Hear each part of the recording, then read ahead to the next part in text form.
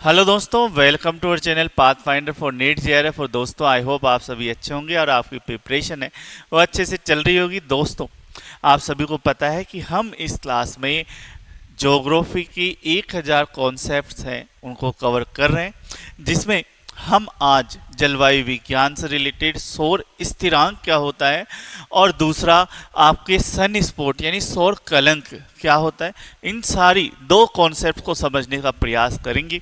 छोटे छोटे कॉन्सेप्ट है लेकिन इम्पोर्टेंट है। सभी एग्जाम्स में जिनमें ज्योग्राफी आती है वहाँ पर ये जरूर से आपसे पूछे जाते हैं। तो सौर स्थिरांक क्या होता है और सौर कलंक क्या होता है, इन सब के बारे में हम जानने का प्रयास करेंगे। सिंपल सी बात है, सौर स्थिरांक है वो पृथ्वी के संदर्भ में निकाला जाता है, सौर कलंक है वो सूर्य वाला है, उसको हम सूर्य पे जाके पढ़ना पड़ेगा। सौर स्थिरांक है वो पृथ्वी पे पढ़ना पड़ेगा। ठीक है, तो ये है। अब इसको हम पढ़ें उससे पहले आप सभी को मैं बता देता हूं, अगर आप पाथ फाइंडर लर्निंग ऐप पर मेरे से ज्योग्राफी पढ़ना चाहते हैं, जहां आपको नीट जेआरएफ हुआ, RPSC first grade, assistant professor, UP assistant professor, PGT, Bihar PGT, सभी की क्लासेस हैं वो अवेलेबल है ज्योग्राफी सब्जेक्ट की, जिसमें लाइव क्लासेस आपको 2100 रुपये की रहेगी और रिकॉर्डेड क्लासेस अगर आप लेना चाहते हैं तो 999 रुपये की रिकॉर्डेड क्लासेस मिलेगी। सभी क्लासेस में सिलेबस के अनुसार आपको दी गई रहेगी, जिसमें आपको क्लास मिलेगी, उसके साथ साथ पीडीएफ नोट्स पीडीएफ मिलेगा, टेस्ट मिलेंगे, टेस्ट पीडीएफ मिलेंगे जो बाद में आप प्रिंट भी करा सकते हैं, और उसके साथ साथ टेस्ट की सॉल्यूशन भी अवेलेबल होंगे। तो आई होप आप सबको ये सारी चीज़ें अच्छे से लगेगी, एक ही जगह पर सभी चीज़ें हैं वो अवेलेबल रहेगी, जिससे आपकी प्रिपरेशन भी अच्छे से बूस्ट हो पाएगी। ठीक है, साथ ही साथ जो बच्चे मेरे से ऑफलाइन पढ़ना चाहते हैं, उन ऑफलाइन पढ़ने वाले बच्चों को जो क्लासेस हैं वो 22 सितंबर से आपकी ऑफलाइन क्लासेस हैं वो स्टार्ट हो रही है। जो बच्चे एडमिशन लेना चाहते हैं, जो पढ़ना चाहते हैं, वो मुझे मेरे नंबर 7339998354 पर संपर्क कर सकते हैं। ठीक है, ऑफलाइन बैच रहेगा, लगभग 5 घंटे डेली की आपकी क्लासेस रहती है और जून 2026 का हमारा इसमें टारगेट रहेगा। इसके साथ साथ आप सबको पता है कि आपकी ऑनलाइन ऑफलाइन दोनों चीज़ें अवेलेबल रहती है। पाथ फाइंडर पर क्लास, नोट्स, टेस्ट सीरीज सभी चीज़ें अवेलेबल रहती है हमारे पास। ठीक है, जैसे नोट्स वे सभी चीज़ें आपको मिल जाएगी। अगर आप नोट्स घर पे मंगाना चाहते हैं हार्ड कॉपी में, तो हार्ड कॉपी में आपके नोट्स भी अवेलेबल रहते हैं, आते हैं। छोटे छोटे हमने नोट्स बना रखे हैं, बुक टाइप ऐसे नहीं बना रखा कि बंडल बना दिया, छोटे छोटे यूनिट वाइज नोट्स बना रखे हैं जो पढ़ने में आसान हो, समझने में आसान हो। ठीक है, और धीरे धीरे हम इन नोट्स में सभी नोट्स में है वो एरर लेस की तरफ बढ़ते जा रहे हैं। अब जैसे जैसे हम नोट्स नए नए लॉन्च करेंगे, नए नोट्स आपकी तरफ लॉन्च करेंगे, वो ऐसे मांग के चलो कि वो एरर लेस होंगे। हाँ, स्टार्टिंग में हम करते हैं तो बहुत सारी अशुद्धियाँ हो ही जाती है, ठीक है, वो एक ह्यूमन एरर है, पर बाद में वो दूर भी तो होती है।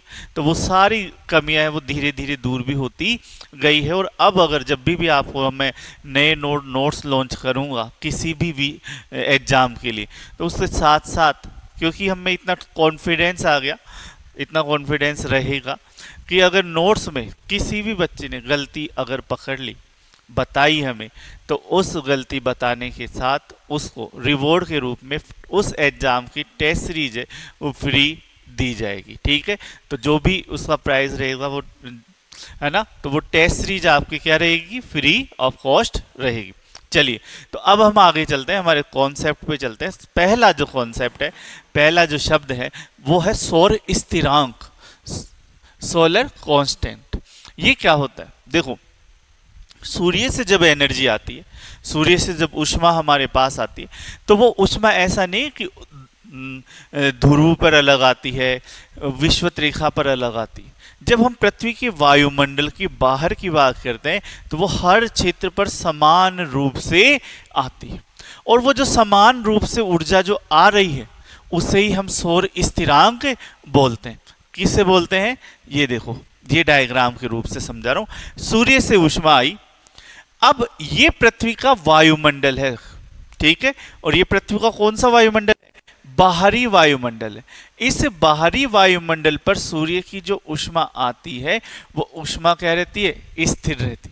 फिर जैसे ही अंदर जाती है उसमें चेंजेज आने लग जाते हैं।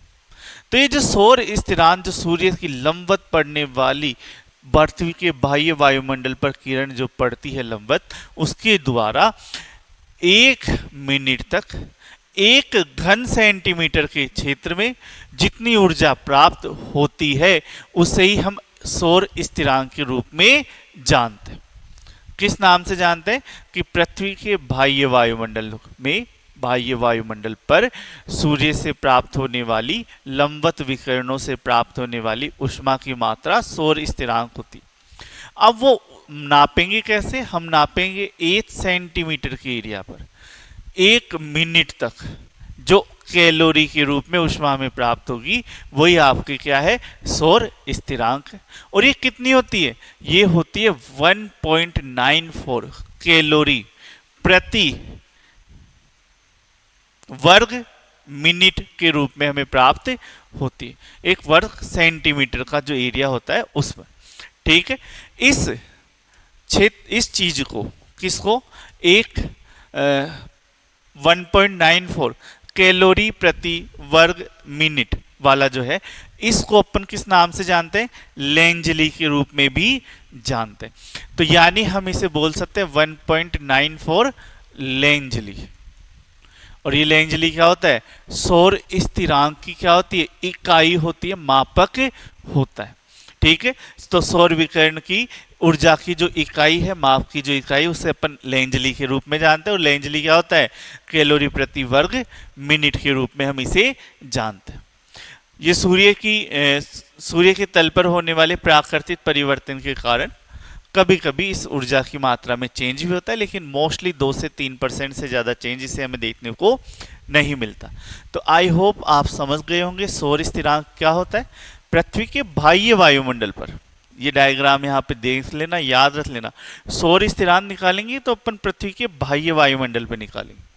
सूर्य से प्राप्त होने वाली लंबवत किरणें जब पड़ती है तो बाह्य वायुमंडल के 1 वर्ग सेंटीमीटर एरिया पर 1 मिनट तक जब सूर्य की रोशनी पड़ी तो उससे जितनी कैलोरी ऊर्जा आई उसको अपन किस नाम से जानते हैं? सौर स्थिरांक। ये ध्यान रख लेना। और ये जो सौर स्थिरांक है वो कितना होता है? 1.94 कैलोरी प्रति वर्ग मिनट। और इस कैलोरी प्रति वर्ग मिनट, यानी इसको अपन किस रूप में भी बोल सकते हैं? 1.94 लेंजली के रूप में भी बोल सकते हैं। तो लेंजली है वो मापक किसका होता है? सौर स्थिरांक का होता है, ठीक है। तो ये सौर स्थिरांक आई होप आपके क्लियर हो गया होगा। अब उसके बाद में अपन आते हैं सौर कलंक के रूप में, सन स्पॉट के रूप में। अब सन स्पॉट क्या होता है? देखो, जब हम कोयला गर्म करें, कोल को या किसी भी चीज को हम गर्म करते हैं तो वो एक समान रूप से हर जगह से बराबर गर्म नहीं होती, ठीक है। कहीं से वो ज्यादा गर्म हो जाती है, कहीं से कम गर्म हो जाती है। वैसे सूर्य है, ऐसा तो है नहीं कि सूर्य हर क्षेत्र में बराबर गर्म है, कहीं वो ज्यादा गर्म है, कहीं वो कम गर्म है। तो जो सूर्य की ठंडा स्थान, जो कम गर्म वाला स्थान है, वो हमें सूर्य पर एक काले धब्बे के रूप में दिखाई देता है। और सूर्य का वो कम गर्म वाला स्थान है, उसे ही हम सौर कलंक के रूप में जानते हैं। जब वो पृथ्वी के सामने आता है, जब वो हमें दिखाई देता है, तो उससे जो ऊष्मा निकलती है, उससे जो विकिरण निकलती है, वो भी अलग होती है और वो हमारे लिए घातक होती है। उससे जो विद्युत चुंबकीय तरंगे निकलती है और जब वो हमारे पास आती है पृथ्वी पर, तो पृथ्वी की विद्युत चुंबकीय तरंगों को वो नष्ट कर देता है, ठीक है। जिससे हमारा रेडियो संचार, हमारा दूर संचार, ये क्या हो जाते हैं? बाधित हो जाता है। हमारा नेविगेशन सिस्टम बाधित हो जाता है। और ये जो सौर स्थिरा जो कलंक जो होता है, यानी सूर्य का ठंडा क्षेत्र जहां हमें क्या मिलता है, धब्बा मिलता है, वो ठंडा क्षेत्र क्या होता है, आसपास के क्षेत्र से काला होता है, काला दिखाई देता है, जो ही सौर कलंक होता है। और ये हर 11 वर्ष का इसका एक चक्र चलता है, हर 11 वर्ष बाद हमें दिखाई देता है। सूर्य की सतह पर यह पाया जाता है, और सूर्य की सतह को अपन किस नाम से जानते हैं, फोटोस्फीयर के नाम से जानते हैं। वहां से फोटोन निकलते हैं, तो हम इसे किस नाम से जानते हैं, फोटोस्फीयर के नाम से जानते हैं। आई होप आपको ये भी पता चल गया होगा, कंफर्म हो गया होगा। सूर्य की ये सतह है, और इस सूर्य की सतह पर जो ठंडे क्षेत्र हैं वो हमें काले धब्बे के रूप में दिखाई देते हैं। और ये जो सूर्य की सतह, इसे अपन किस नाम से जानते हैं, फोटोस्फीयर के नाम से जानते हैं। फोटोस्फीयर के रूप में क्यों जानते हैं, कि सूर्य की सतह से जो कण ऊर्जा में प्राप्त होती है वो फोटोन के रूप में प्राप्त होती है। किस रूप में प्राप्त होती है, फोटोन, ना तरंग ना कण, किस रूप में, फोटोन के रूप में, यानी ऊर्जा के पैकेट के रूप में वे प्राप्त होती। तो इसे ही अपन फोटोस्फीयर बोलते हैं, जहां से फोटोन आते हैं। तो ये फोटोस्फीयर है। इस फोटोस्फीयर के ठंडे क्षेत्र जो हमें काले धब्बे के रूप में दिखाई देते हैं वो क्या कहलाते हैं, सौर कलंक कहलाते हैं। और ये सौर कलंक हर 11 वर्ष के बाद आते हैं, और जब भी आते हैं तब क्या करते हैं, तब हमारे क्षेत्र में, हमारे पृथ्वी पर विद्युत चुंबकीय जो क्षेत्र है उसे प्रभावित करते हैं, उसे नष्ट करते हैं। और जब पृथ्वी का विद्युत चुंबकीय क्षेत्र नष्ट होता है तो हमारा दूरसंचार, हमारा नेविगेशन सिस्टम वो क्या हो जाता है, नष्ट हो जाता है, वो प्रभावित होता है, बाधित होता है। अब ये जो काला क्षेत्र है सूर्य का, जो ज्यादा काला क्षेत्र है, बिल्कुल डार्क क्षेत्र है, उस क्षेत्र को अपन किस नाम से जानते हैं, उम्ब्रा के नाम से जानते हैं। किस नाम से जानते हैं, उम्ब्रा के नाम से। और जो थोड़ा सा ब्लैक है, ज्यादा काला नहीं है, हल्का सा काला है, उसे नाम से जानते हैं पेनुम्ब्रा के नाम से जानते हैं। तो यहाँ पे सौर कलंक के साथ साथ आपको ये भी ध्यान रखना है, उम्ब्रा और पेनुम्ब्रा। उम्ब्रा बिल्कुल काला क्षेत्र, सौर कलंक का मध्य वाला भाग, और बाहरी भाग जो थोड़ा सा काला है उसे अपन किस नाम से जानते हैं, पेनुम्ब्रा के नाम से जानते हैं। तो आई होप आपके ये दो कॉन्सेप्ट है वो अच्छे से क्लियर होंगे। आपको क्लास अच्छी लगी तो कमेंट में ज़रूर बताएं। या आपके जो कमेंट्स हैं वो ही हमारा मोटिवेशन है, क्योंकि मुझे 1000 से ज़्यादा टॉपिक्स आपको समझाने, और आपके अच्छे अच्छे कमेंट्स आते रहेंगे तो मेरा मोटिवेशन है वो बना रहेगा। ठीक है, साथ ही साथ अपने दोस्तों को भी है वो क्लास शेयर जरूर करें। और इसके साथ साथ फिर से मैं बता दूं कि ज्योग्राफी सब्जेक्ट की कोई सी भी एग्ज़ाम हो, फर्स्ट ग्रेड, पीजीटी हो, KVS हो, असिस्टेंट प्रोफेसर हो, नीट JRF हो, सब के कोर्सेज आपको पाथफाइंडर ऐप पर अवेलेबल है। लाइव क्लासेज 2100 रुपये में, और जो आपके रिकॉर्डेड क्लासेस हो मात्र 999 रुपये में अवेलेबल है। इनमें आपके टेस्ट, PDF सब कुछ आपका इसमें अवेलेबल रहेगा। साथ ही साथ ऑफलाइन क्लासेस अगर आप ज्वाइन करना चाहते हैं तो 22 सितंबर से आपका जून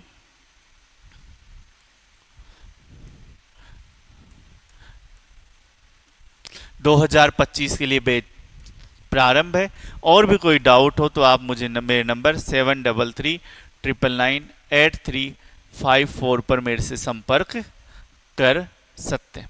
ठीक है, चलिए दोस्तों, आई होप आप सभी अच्छे होंगे। धन्यवाद।